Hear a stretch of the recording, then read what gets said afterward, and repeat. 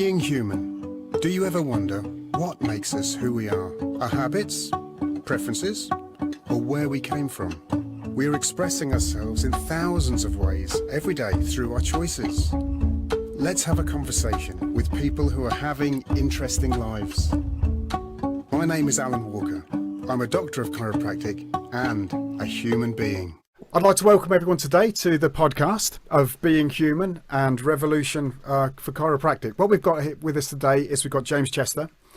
James Chester, as I think we all know, is a massive promoter of chiropractic, someone who gives his heart and soul to this profession. And I feel very fortunate we've got him on here today. Welcome to the podcast, James. Hey, thanks for having me. It's going to be a lot of fun. Absolutely. I've got loads of questions for you, and I know there's lots of information that we want to get out from, even as far as how important is it that we should be out there and doing health talks, etc. You know, that sort of thing, to actually bring in clients ourselves, and also using companies like yourself who know how to go out there and actually bring in the business. But the first thing I want to ask you, though, if you don't mind. A lot of people know you, but they don't know anything about your background and where you're from. Where were you born? Actually, I was having breakfast this morning and I overheard these gals talking about Iowa City, Iowa. And that's where I was born. It's like a 45-minute drive to Davenport, Iowa. And I was born there, spent about, I think, 2 to 3 days in Iowa City. And then for the next 30 years, I grew up in Davenport, Iowa. Davenport, Iowa. So which part of America is that? Sorry. So that's in the Midwest. It's right on the Mississippi River. So the area I grew up in has bluffs and rolling hills and a river valley. Okay, so I mean, I should know more about it really, because my mother lives in St. Louis. So the Mississippi River goes sort of east and west. Is that right? North and south. But it's funny you say that, because the only place on the entire Mississippi River where it runs east to west is in Davenport. Okay. And that's where D.D. Palmer founded Palmer College of Chiropractic. And I think that happened. Some pipeline kind of told me that D.D. founded the university there for chiropractic because there was an energetic shift where the river ran from east to west. And he picked that spot specifically because of that. Wow. So yeah, energy lines and that sort of thing, you know, the belief in energy lines even back then, people are starting to get really deep into that at the moment. Well, Didi was a magnetic healer. Yeah. And he came down from, a lot of people don't know this either, but chiropractor number 1 was Canadian.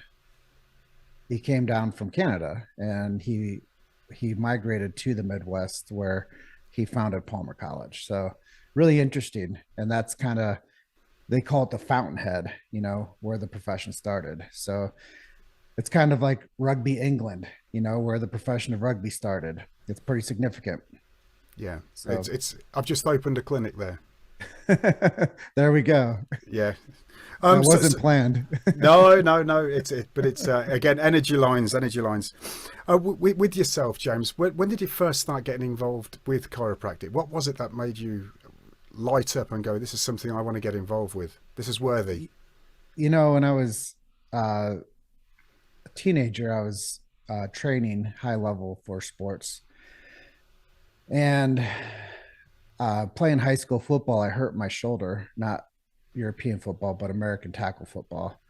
And I was just, my mom took me to Palmer College to get some x-rays on my shoulder. And then they asked if they could do some x-rays on my spine too, to see if I had subluxation. And they did. And anyways, at 16 years old, I started getting, as needed, I would go to the chiropractor. I was never on any type of plan, but just going in like pre-game or post-game or during game, I just felt like I performed better. So to me, it was about performance. And I always knew that when my body was tuned and my pelvis was leveled and my hips were balanced and My shoulders were set. Like I knew that when my body was like biomechanically healthy, I performed better. I didn't know what biomechanics were back then, but I knew that when I got adjusted, I just performed better. So that was at 16 years old. Um, Do you and remember then who the it really chiropractor was? Do you remember who the chiropractor was? Palmer College. I went to, Okay. I was, so they have, back then they called them externs. Now they call them interns. But what happens is you get assigned to a pod, and then they have a staff doctor, and then the staff doctor manages all of the student adjustments. So I would get transferred every 3 months to a new chiropractic extern or intern. So I got a chance to meet some amazing people when I was just a teenager. And I was really impressed with just the characters of that were in these programs that were taking care of me.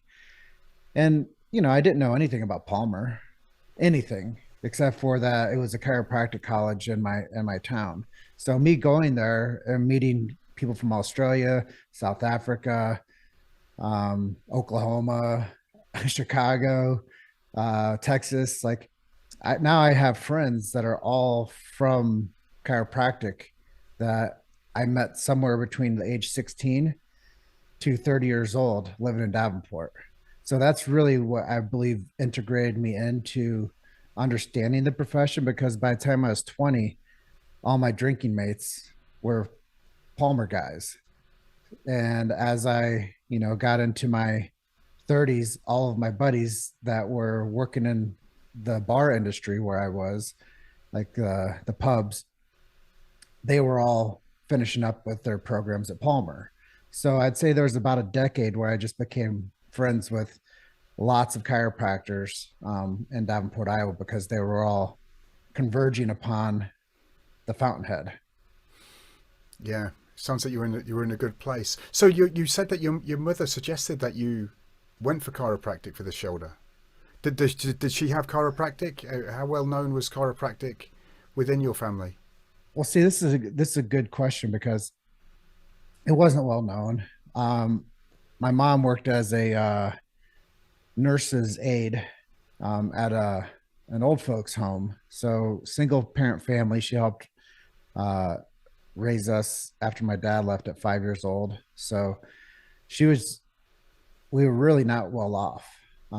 No one, I think that that's an important thing too. Is my mom would save money before the game at a single parent household with five siblings, including myself. There's five of us, but for her to like save money aside so I could go get adjusted was a big deal, huge Yeah. deal, Yeah. huge deal.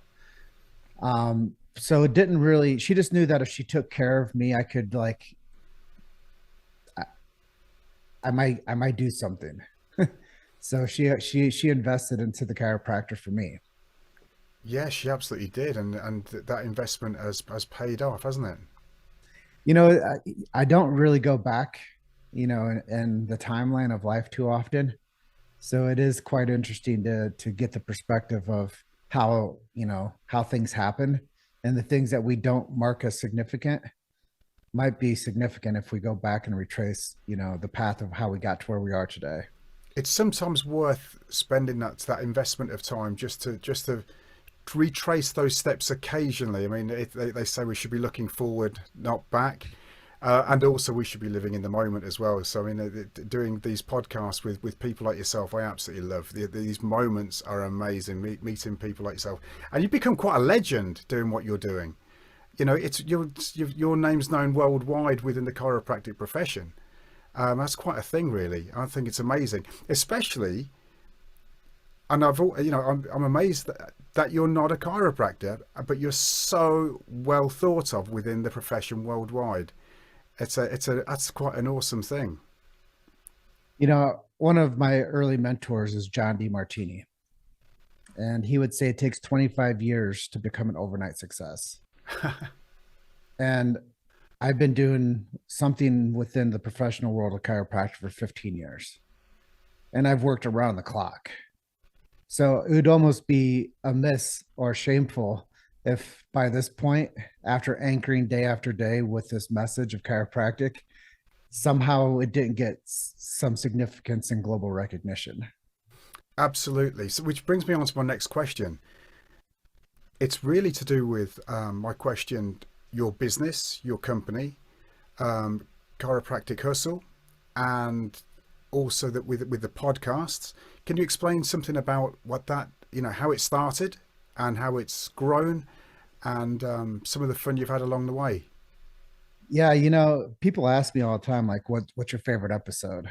You know, that type of thing. And we've been going for almost 7 years. Um, but my team and I, we were producing chiropractic documentaries.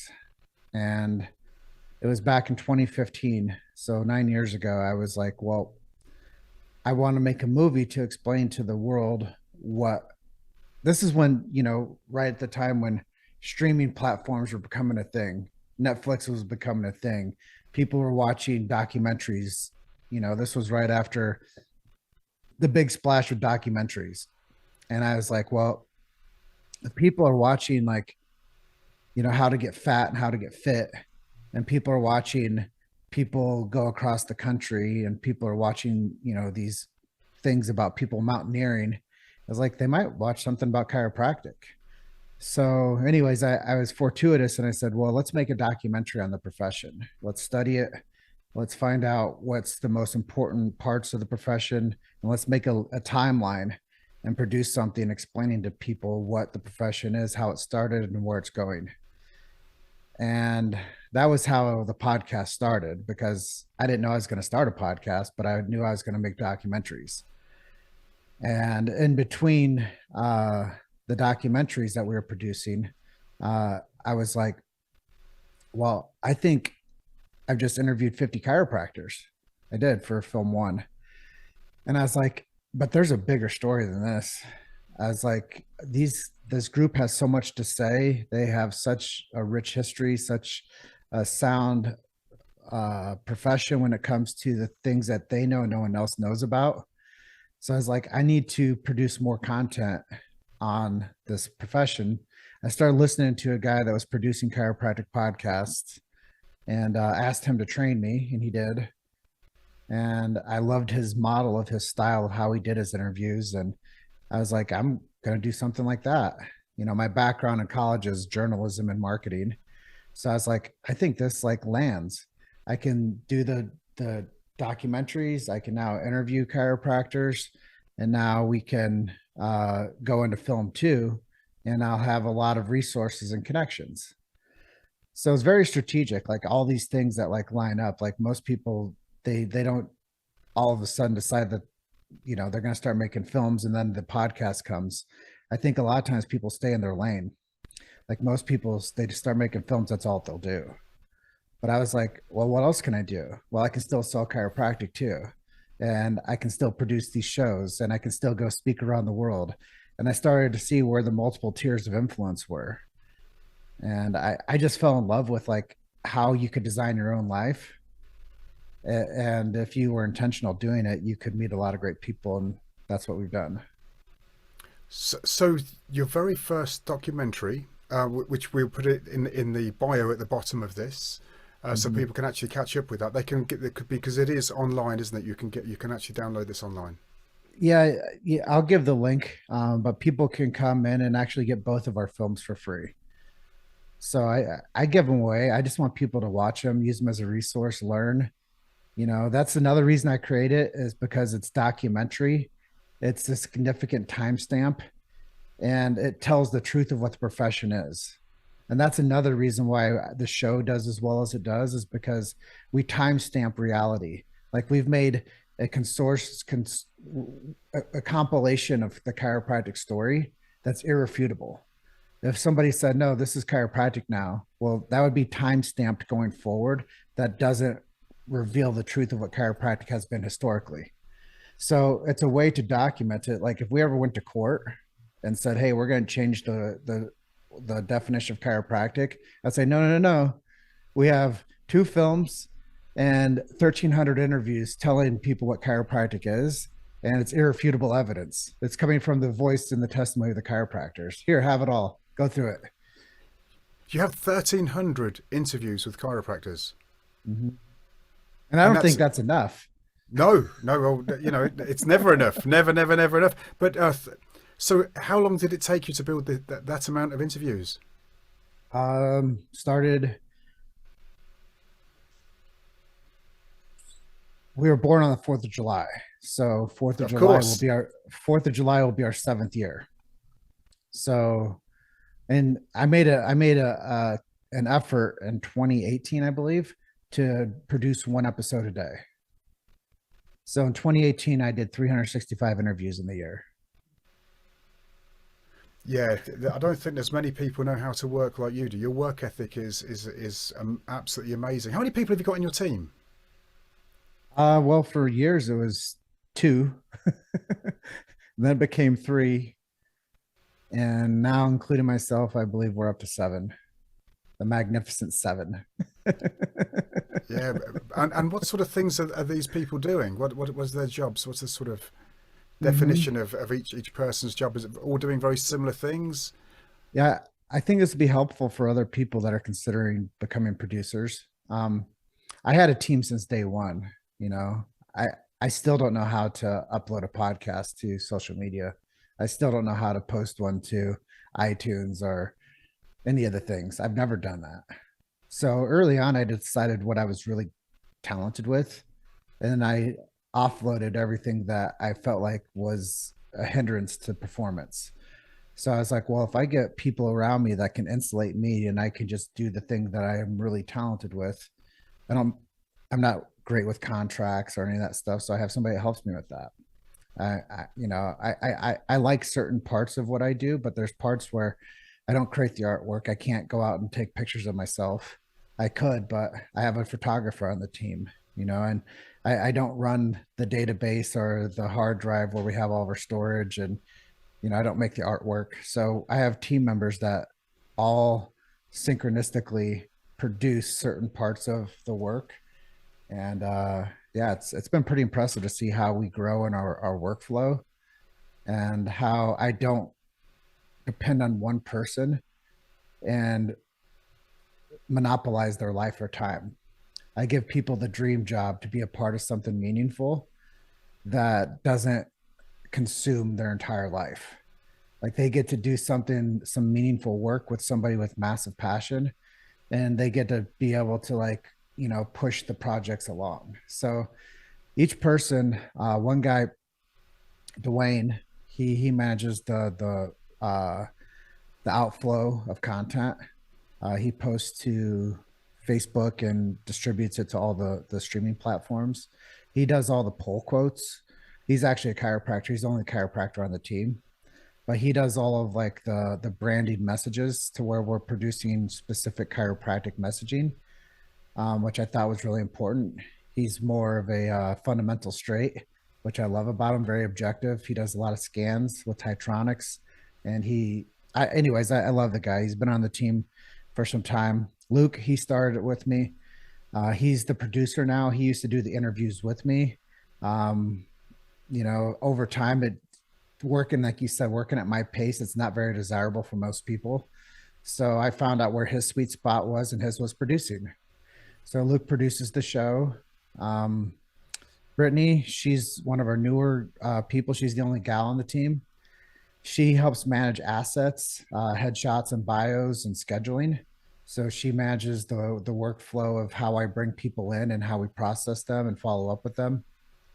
Uh, so yeah, that's a really important gig. And then I've transitioned her into helping do it invoices, which once again, it's not my sole genius. So I have a team that helps insulate me and supports me.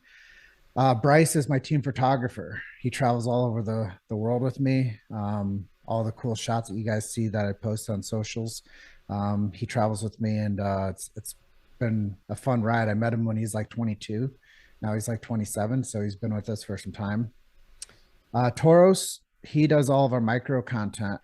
He's originally from Syria, and because of war times, his family fled to Armenia. And while he was in Armenia, he started working with us. I met Gary Vanderchuck's um, artist that does stuff for him in Arabic. Through the grapevine, I met Mono. Mono introduced me to Toros because I said, "Hey, man, who's doing your cool graphics?" And he's like, "Oh, Toros does that. We went to college together." I was like, "Can you introduce me to Toros?" Anyways, there was a time where we were paying Toros enough money to send money back home to his family in Yeah. Syria, which was amazing to me. And now he's been with us for like 5 years. He's now moved to the United Arab Emirates. He's hired his brother to work with him. And I feel like we've incubated him into like a whole nother reality just by giving us a chance to work with the podcast. We just brought on Rich. Rich is taking over a huge gap that was necessary. It's based on the what you asked me earlier before we went live was about sponsorships. So he's thrust into the sponsorship arena. Um, right now, he's just building the framework of how to nurture the right conversations. Because yesterday we had a team call, and I was like, "Look, man, from the time I found a sponsor to the time I converted a sponsor was like fast." I was like, "We have to speed up the conversion rate." So I think also getting to intimately know my team over time, it's allowed me to become a better leader. And before Yeah. the team calls are over, Alan, I tell everyone I love them. Yeah. I tell them thank you for being here. You know, I'm very humble to the fact that they helped me carry the torch for chiropractic. And yeah, I couldn't do it without any of them. So your sponsors, are they chiropractors?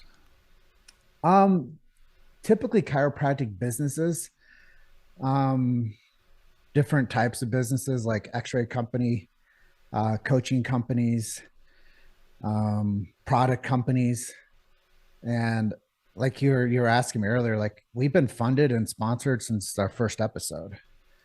So Alan asked me earlier about the show and sponsorships, and I said, yeah, since day one, I wouldn't have done it any other way.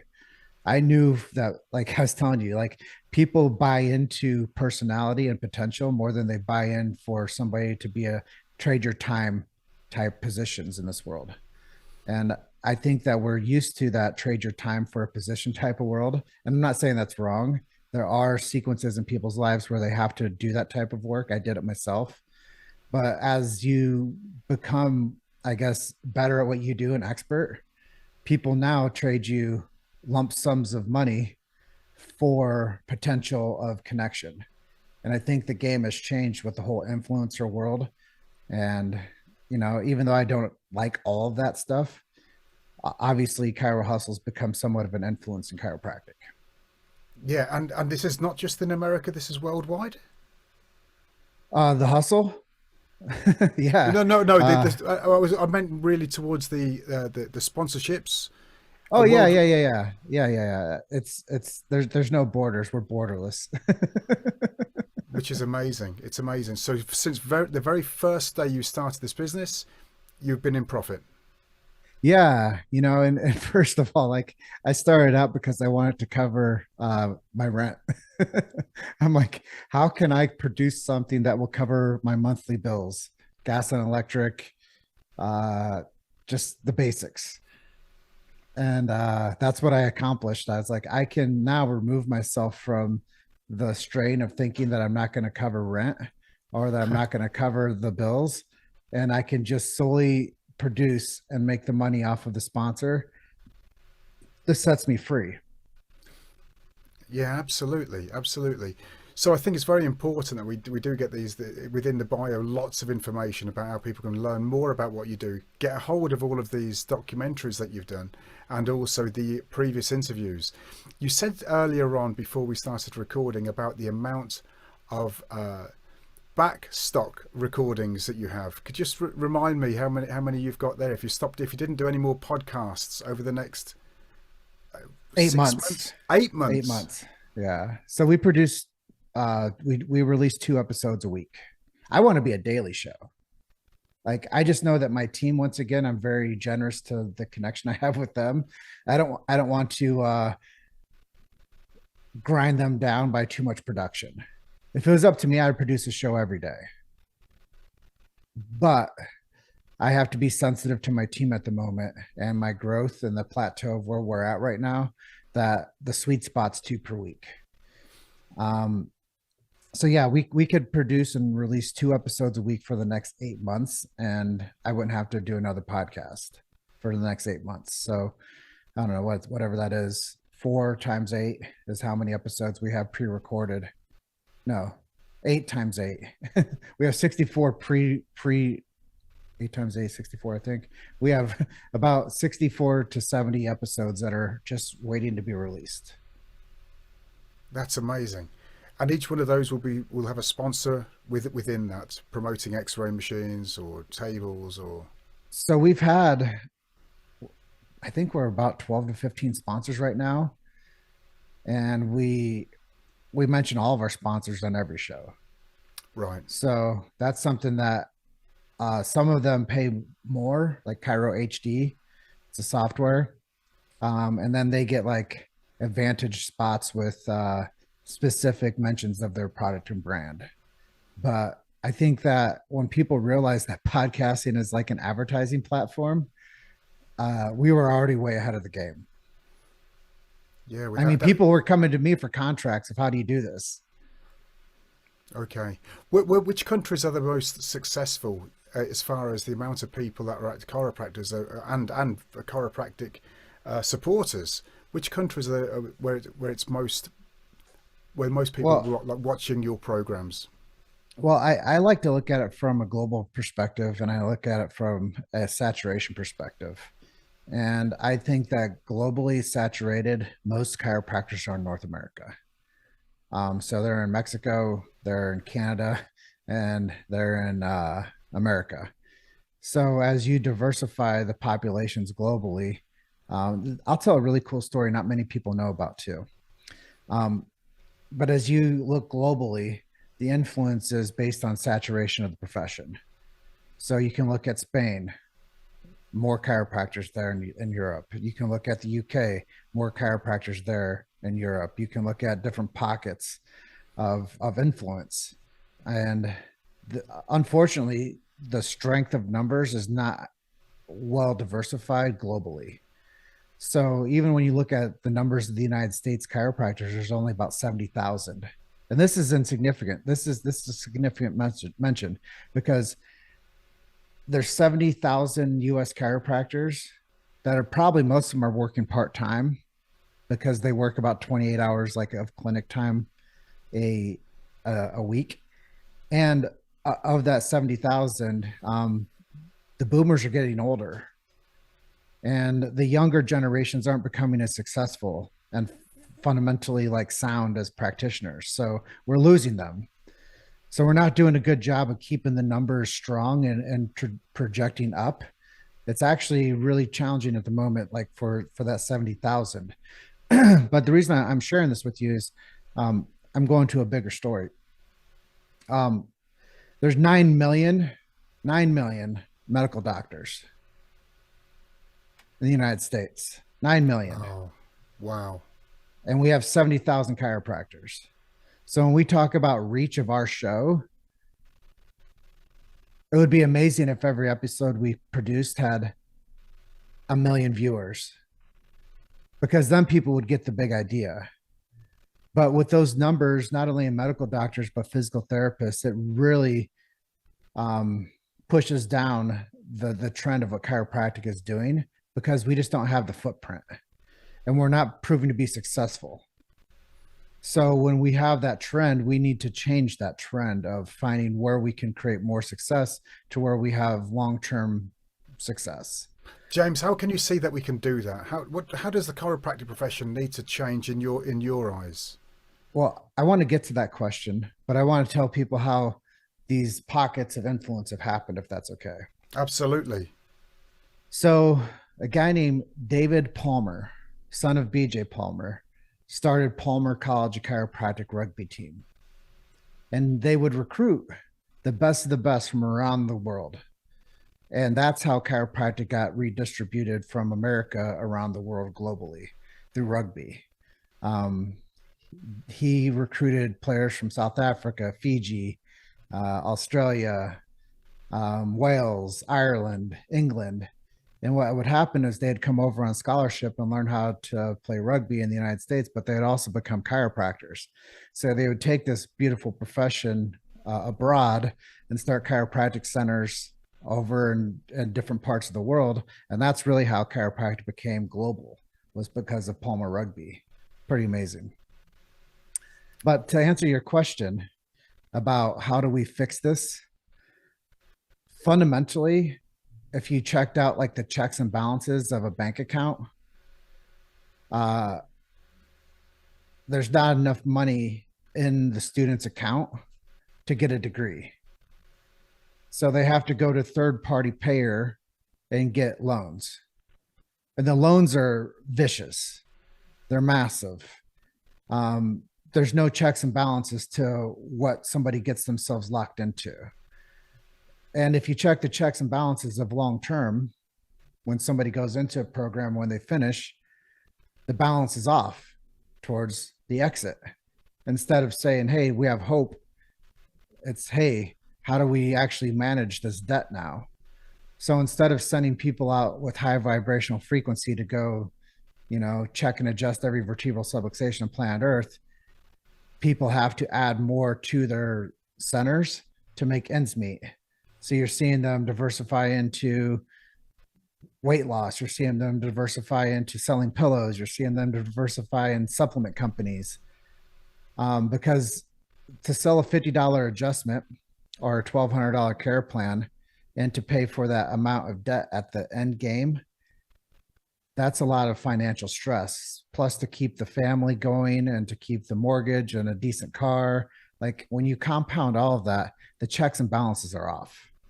So the only way to fix it is to recalibrate the checkbook and to recalibrate the checks and balances and to make actually profitable practitioners once they get a diploma, to where they're not cast away to be in debt.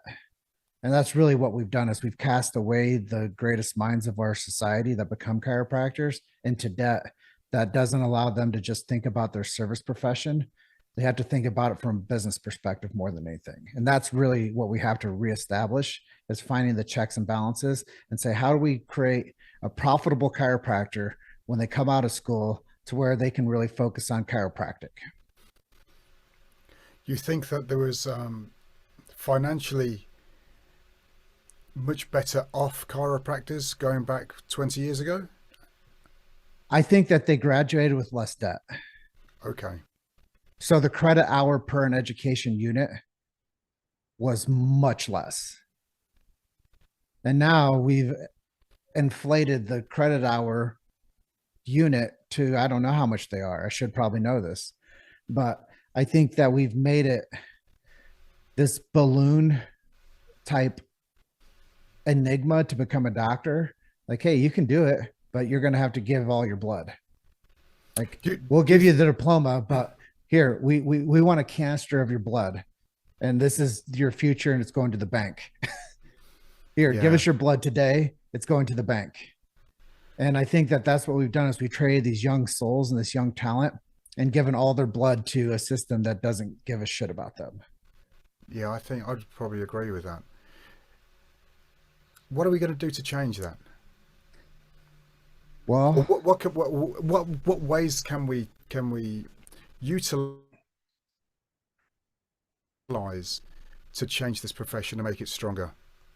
Well, this might be revolutionary, and I might get more emails than I'd care to, but we have to change the education paradigm. We have to change the way somebody gets a certificate for becoming a chiropractor, and we have to change the programming of how they get educated. So we have to create a system where they don't have to go get an undergraduate degree. We send them right out of high school, right to become a chiropractor, into a chiropractic program. They finish in 2 to 3 years, and they get a program certificate of becoming a chiropractor. They don't have to get locked into passing board exams, because that isn't chiropractic education anyways. They become a competent adjuster. They understand the philosophy of the profession, and we cut them loose. And we have real deal chiropractors that give them the education, that actually want to be into that program and be professors, that have like qualifications that aren't just there because they couldn't hack it in the real world.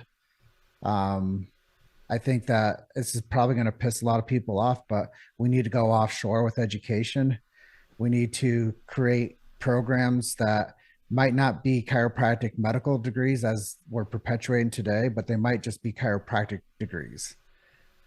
And I think that that's probably what we have to do, is create another subset that doesn't play in the medical insurance arena, that doesn't play in the regulatory systems of the accreditation agencies, because the accreditation agencies are shit. They just want to mandate chiropractors and not practice chiropractic. And it's been infiltrated. The whole system's been infiltrated. It's a reverse flow. They put idiots into these programs to actually ruin chiropractic for chiropractors and to actually be controlled opposition within the profession. So until we go and create a better earth, kind of woo woo, but if we want to create a better system, we have to move away from a system that's failing. And I don't remember who said this. I think it was BJ Palmer, but he said even rats jump off of a sinking ship. Yeah. No, that makes a lot of sense to me, and I've seen this with the organisations that we have. We have the whether it is, whether it isn't, but I've had a lot of chiropractors talk to me about the General Chiropractic Council, and how such a lot of chiropractors have told me that they feel that they're being treated very, very unfairly by the council. And I think that needs to change dramatically, because I don't think it'll be very long before some people will start thinking about leaving the profession. They already are. And it's because the controlled opposition is inside of the system, and they've been hired as plants to basically ruin the profession from inside out. Well, the only way to ruin a profession from inside out is to create people, to create policy, to basically mandate chiropractors take their language and change it and not adjust. How more can you change and ruin the profession than not having chiropractors adjust and to make rules against them from the inside out? Like, I could see if like we're taking arrows from outside opposition, but when it's coming from the inside the ranks, like, they should make a list of these people, and just like NASCAR drivers in America, they should have to wear like who sends them their checks monthly, who pays you, like where's the money coming from. Would you say that same thing if you were in the other chiropractor's position? So I think that that's really, we need more transparency in the people that are passing down this ideology, and to say, hey, who are you? Yeah. Tell us your story. That's the funny thing, is I asked every chiropractic president of the United States to be on our show, and only two said yes. Only two said yes. Those two that came on, did they do a good podcast? Were you amazing. Ron Oberstein from Life West, and Jack Borla from Sherman, and Edwin Cordero before Jack Borla. Okay. So Sherman and Life West, they sponsor our show. Who, go figure. Okay. They are practicing congruent style chiropractic and producing congruent chiropractors that know how to adjust and get philosophy. So why wouldn't they band together with the greatest chiropractic podcast out there? So then that just says something. Shakespeare said it best. There's something rotten in the state of Denmark. And that's what I think about when I think about these other, collegiate leaders ignoring the fact that I asked them to be on an interview. And they haven't come on. Yeah, no, I understand that. Can I ask you a question, going back to the actual podcasts? Sure. Have you got a few favorites that you've done that you're really pleased with, or that was something that you learned? Or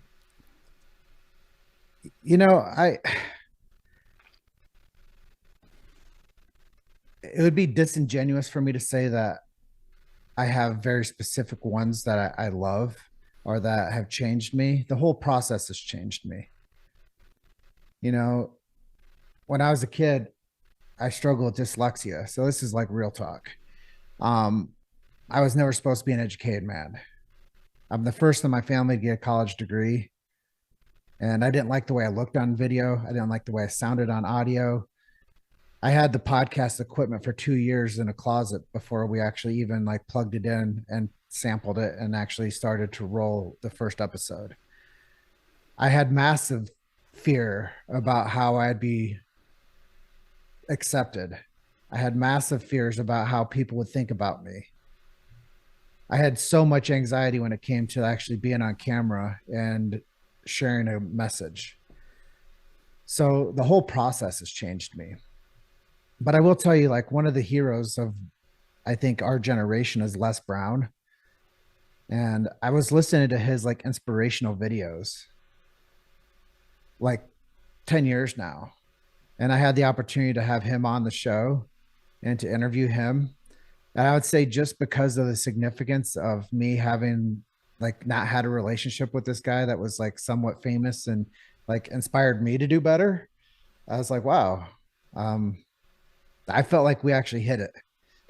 I felt like we hit it when I was able to get Les Brown on. But you know, another guy that's just massively inspired me, like my whole career, has been Billy DeMoss. And before I knew anything about chiropractic, I was researching and watching YouTube videos about Billy DeMoss and seeing his take on this whole thing. So I'm really a spinoff of Billy DeMoss's mind. I'm really a spinoff of his positioning because I believe so much in his stance that we don't have enough people talking that talk. So I really fell in love with Billy DeMoss as just a guy that he just won't shut up, but he's always on, he's focused on the right thing. And a lot of people don't really accept that type of attitude because they don't have it themselves. But if you have that attitude, it's easy to adopt. Yeah. Can I ask you? I've got a couple more questions for you. One of them is, I'm interested in all the different places that the different countries that you've done talks. Because the first time I heard you was in Oxfordshire in England, and the talk you did there was just absolutely on fire. I was like, who is this guy? And I was filled with brand new energy towards my profession. You know, we all need our batteries filled now and again, and without a doubt, James, you do that. And then I saw you again at the in London, where you did a big talk, and that was amazing as well. That was earlier this year, and that's the second time that I met you. Where else have you done your talks where you're promoting the chiropractic profession? No, honestly, this is just like straight from like the truth bucket. Like people are afraid of me. They're afraid of my truth for this profession. So I don't get platformed a whole lot. They want people to come up there and be stage monkeys, and they want people to just follow a certain platform and don't rock the boat. And God didn't put me here to be status quo. And I think that if people have enough gumption and enough sincerity, they know that the things that I share with them are going to break through this profession. And I think that I've been getting more opportunities to speak at state associations over in America because they're realizing that there's a change in the guard. They need somebody that's going to go out there and die on the hill. And I think that that's the part where my conviction for chiropractic supersedes the location at the moment. Even though you're saying I'm starting to get more of a global footprint, it's been hiring speaking coaches. It's been nurturing how to create a slide deck. It's been, you know, building out an entire calendar year of opportunity. It's been having to be my own booking agent and having to build relationships interprofessionally and to create a CV and to have like a speaker's card and to do all these things. Like back to the original thing, I was never supposed to be an educated man. And I think that I'm just blowing the doors out of reality right now and showing people that a guy that was like deemed, you know, dyslexic, I couldn't read till I was 12. And to say that, you know, now I'm inspiring a generation and a room by room full of chiropractic doctors. You know, my mom would always tell me, you're only as good as the company you keep. And now every colleague and friend I have, the great majority of them are doctors. So I'd have to say I've done pretty damn well. But when it comes to like footprint of speaking, I would like to be on the road 52 days a year at different conferences. I want to be at the biggest entrepreneur gatherings on planet Earth that aren't chiropractic related. I want to be the voice to bridge into mainstream entrepreneurship about what chiropractic is and why it's important for their friends and family and themselves. Like, I think we're making somewhat of an impact on small front, but the opportunities need to increase. And I think that getting on bigger stages, doing what I'm doing here with you today, and really spitting the truth about where we are, what we need to do better, and a little bit of backstory. I think everybody could sign up for that and start clapping. So Yeah. I want to get to more audiences. So what we've done up to this point, it doesn't matter. What I'm interested in is where are we going? Yeah, and me. Can I? My last question. I'd like to know something about how you started off working with chiropractors, trying to bring in their clients. Shopping centres, or how did that story work? What was the where did you first start with that? What was your first job? Do you remember that first job that you did for a chiropractor, and did it go well? Yeah, this is probably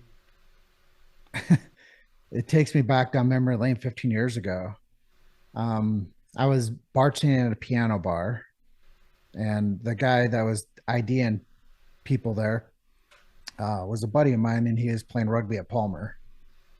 And we'd have late nights together and talk about chiropractic and his future. And eventually, it lined up that I should come work at his clinic.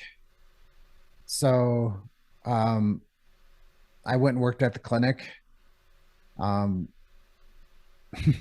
I started learning more about this profession because I would have to go out and do patient testimonial videos for different offices that he is connected with.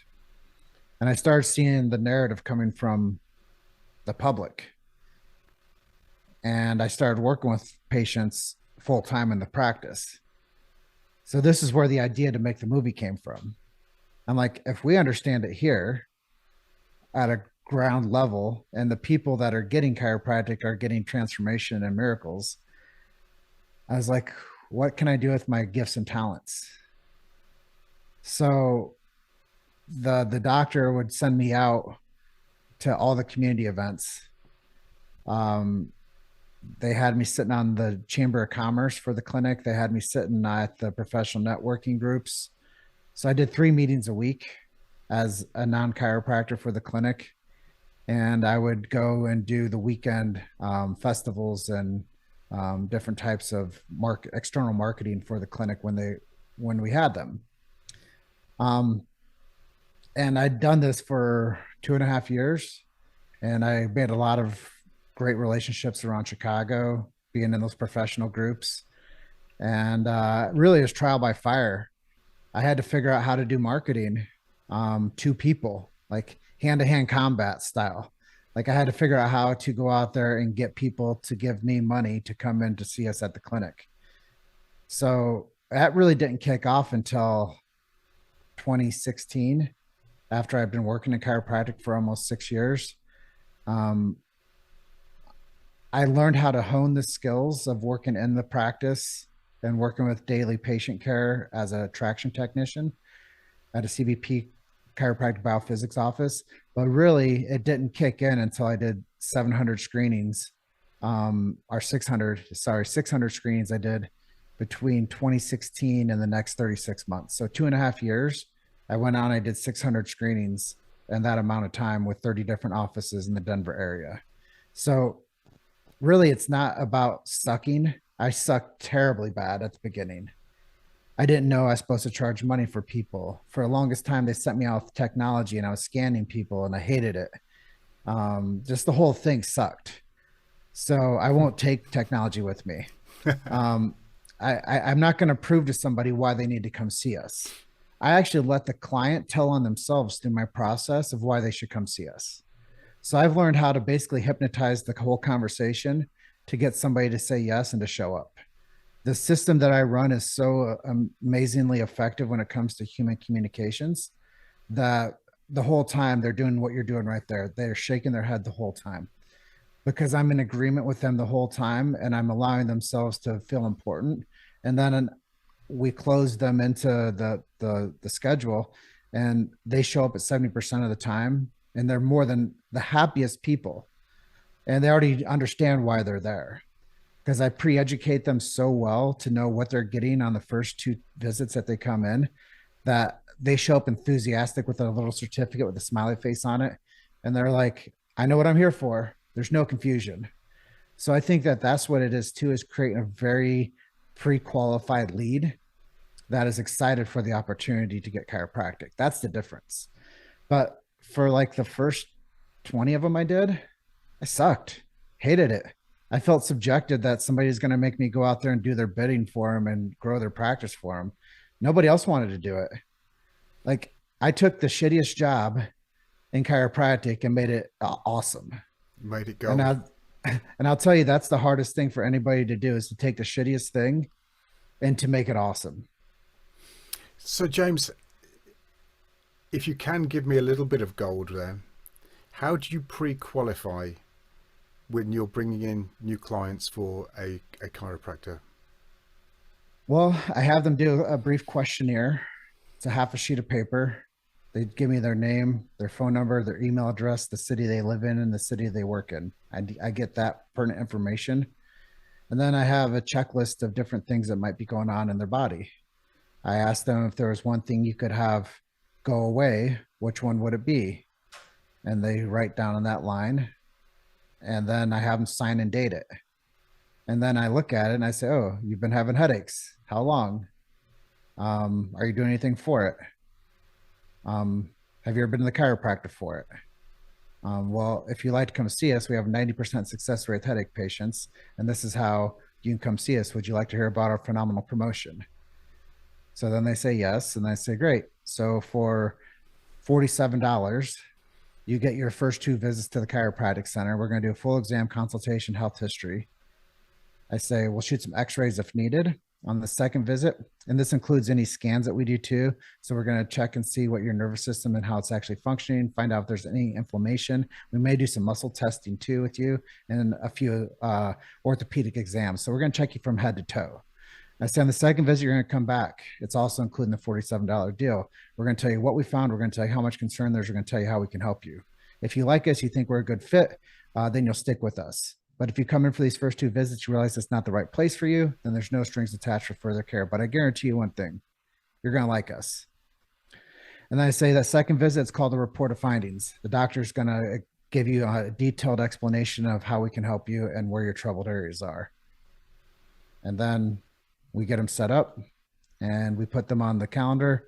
And then I say, hey, so Dr. Allen, we'll see you next Tuesday at 9 a.m. Here's your certificate. It's got your name, your appointment date and time. This is our physical location and phone number. We're going to call you, email you, and text you. We want to make sure you show up. And here's a smiley face on this one because we like you. And I give them the little certificate. They feel like they won the lottery. I high five them and I say, hey, we'll see you at the office. So that's the gold. That's the conversation I have with almost 10,000 patients.